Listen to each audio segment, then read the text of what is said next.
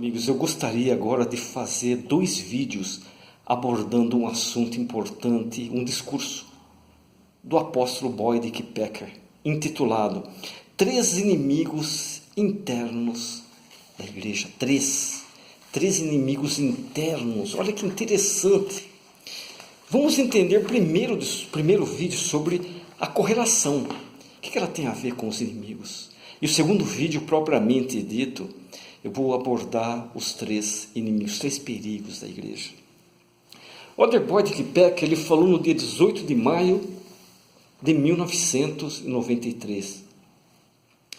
Ele começa assim, ó: o 12º capítulo de Alma é como um campo de pedras preciosas espalhadas na superfície.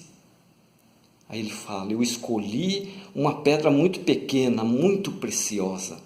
Apenas 15 palavras para usar como meu texto. Abre aspas. Deus lhes deu mandamentos depois de primeiro ter lhes revelado o plano de redenção. Está em Alma capítulo 12, versículo 32.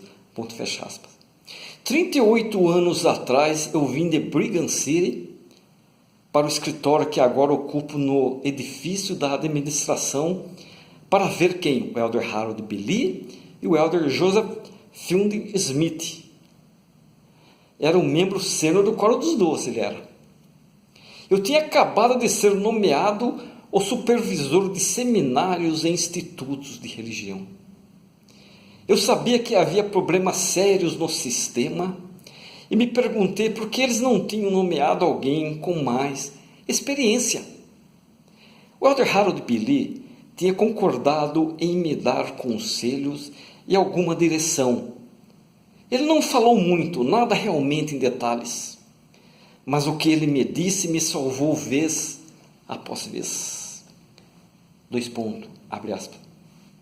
Você deve decidir agora para que lado você vai se voltar, fecha aspas, vírgula. Elder Lee disse: ou você representa os professores e alunos e defende suas causas, ou você representa os líderes que lhe designaram. Se você precisa decidir agora para qual lado vai se voltar, ou os líderes ou os professores que você representa. E ele acrescentou: alguns de seus antecessores se voltaram para o lado errado. Ponto, fecha aspas. Foram necessárias algumas lições duras e dolorosas antes que pudessem entender seu conselho. Eu, afinal, entendi, e minha determinação em virar-me para o caminho certo tornou-se irreversível. Uma das primeiras lições foi também a minha primeira lição em correlação. Os seminários estavam patrocinando concursos de oradores. Eles foram muito bem sucedidos, muito melhor do que concursos semelhantes patrocinados pela AMM, que é a Associação de Melhoramento Mútuo, se lembram? AMM, que depois se tornou a Organização dos Rapazes e Moças. Foi uma atividade ideal centrada no Evangelho para seminários. Eles foram lindamente bem sucedidos, com professores capazes, que poderiam ajudar até mesmo os alunos mais tímidos. Fomos instruídos a quê? A descontinuá-los. Houve um pouco de revolta entre os professores, uma revolta generalizada. Eles acusaram quem? O superintendente Curtis dos rapazes e o presidente Reader das moças de serem responsáveis. Elder Packer, talvez fossem.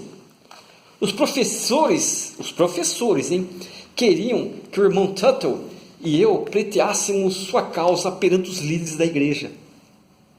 A lógica estava toda ao nosso lado, mas nós nos lembramos do conselho do irmão Lee e realmente, apenas por obediência, nós nos recusamos.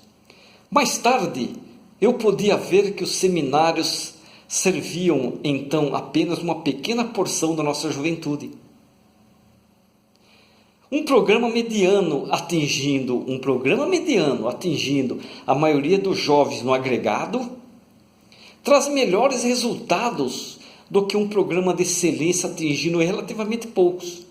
Vocês concordam com isso?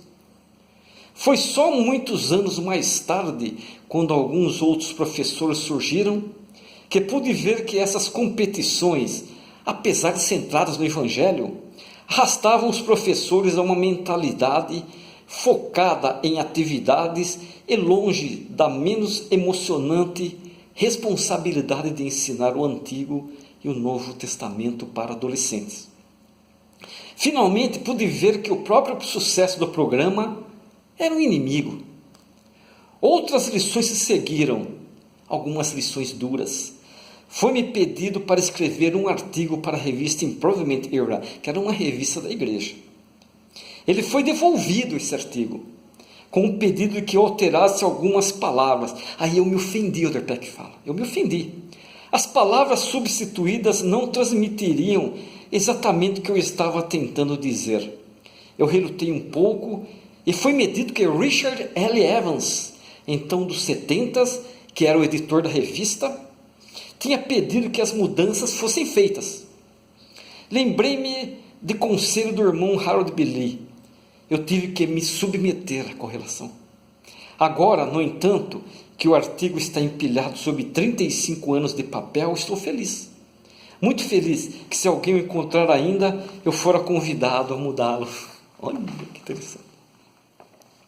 Após um de meus primeiros discursos em conferência geral, recebi um telefonema de Joseph Anderson.